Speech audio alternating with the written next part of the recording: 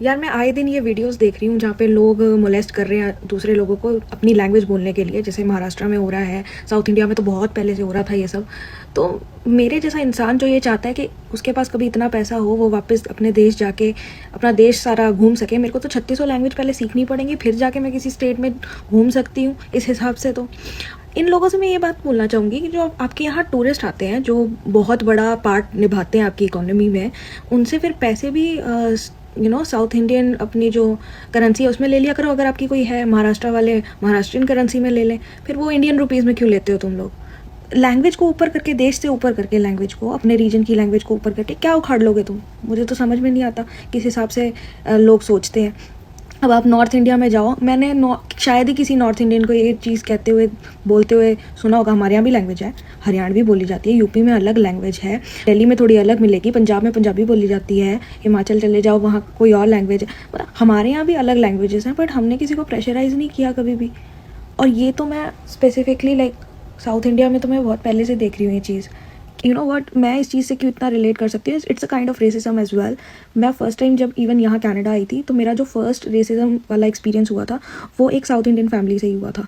और वो पर्टिकुलरली हमें बार बार पिच करके ये बोल रहे थे, you bloody North Indians, you spoil our identity और यू डिसरिस्पेक्ट अस, जो कि बिल्कुल सच नहीं है। इवन नॉर्थ इंडिया में साउथ इंडियंस की बहुत ज़्यादा इज्जत करते हैं।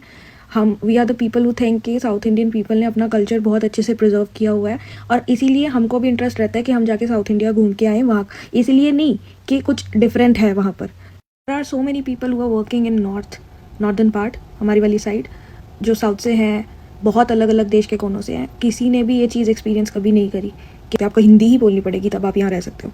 किसी ने किसी को फोर्स नहीं किया। Also these people have audacity to threaten others and record it and say Kannada first madam, Maharashtrian first madam, Marathi first madam.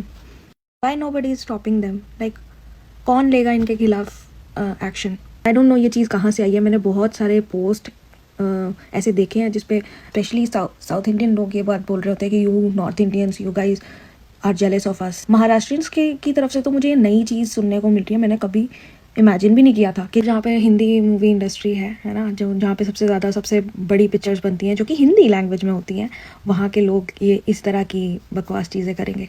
मेरी तो बकेट लिस्ट ही ख़राब हो जाएगी। बकेट लिस्ट में है कि मुझे पूरा इंडिया कभी ना कभी एक्सप्लोर करना है। हम इधर आए कि भाई चलो हम थोड़े ठीक हो पाए, वापस जा पाए और जाके अच्छा इंडिया देख पाए। यार तुम इंडिया बिगाड़ने में लगे पड़े हो यार। देश का सोचो ना, देश के हिसाब से सोचो, अपना अपना क्यों सोच रहे हो? इतने सेल्फिश कब से हो गए इंडियंस?